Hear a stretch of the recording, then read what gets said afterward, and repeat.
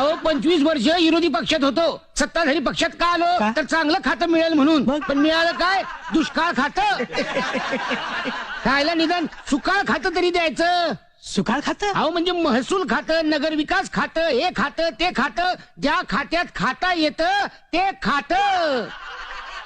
अहो काही आमदारांचं बरं असतं बघा, अहो रसिकतेच्या नावाखाली जाऊन बसतात तमाशाला.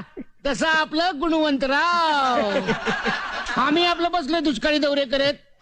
बरं ते जाऊ दे, आपला दौरा कुठल्या कुठल्या भागात आहे? हे म्हणजे बघा आपलं वनवासवाडी, ओसाडवाडी, खरकटवाडी. म्हणजे तुमच्या सासूरवाडीला जाय म्हणा की. अहो काय सेक्रेटरी, तुम्हाला काही लाज लज्जा आहे का? अहो दुष्काळाचा दौरा चांगला थंड हवेच्या ठिकाणी काढायचा. माथेरान, महाबळेश्वर, लोणावळा, खंडाळा, हे खळा ते खळा.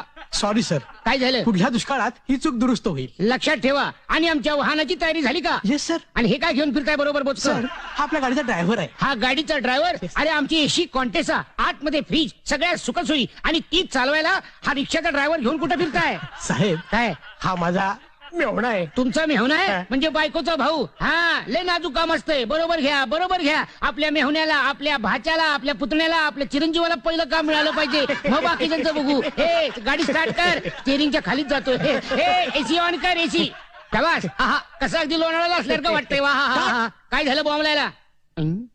ओ साहेब, नाही. आपल्या गाडीचा लाल दिवा फुटला. लाल दिवा फुटला? मला वाटलंच होतं. तुम्ही कसं अहो ओळखलं? नक्कीच विरोधी पक्षाचं काम. पण तुम्ही कसं ओळखलं? अहो गेली 25 वर्ष मी विरोधी पक्षात होतो का नाही, तेव्हा मीच लाल दिवा फोडायचो. अहो लाल दिवा फोडण्यापलीकडे दुसरा विरोध केलाच नाही आम्ही.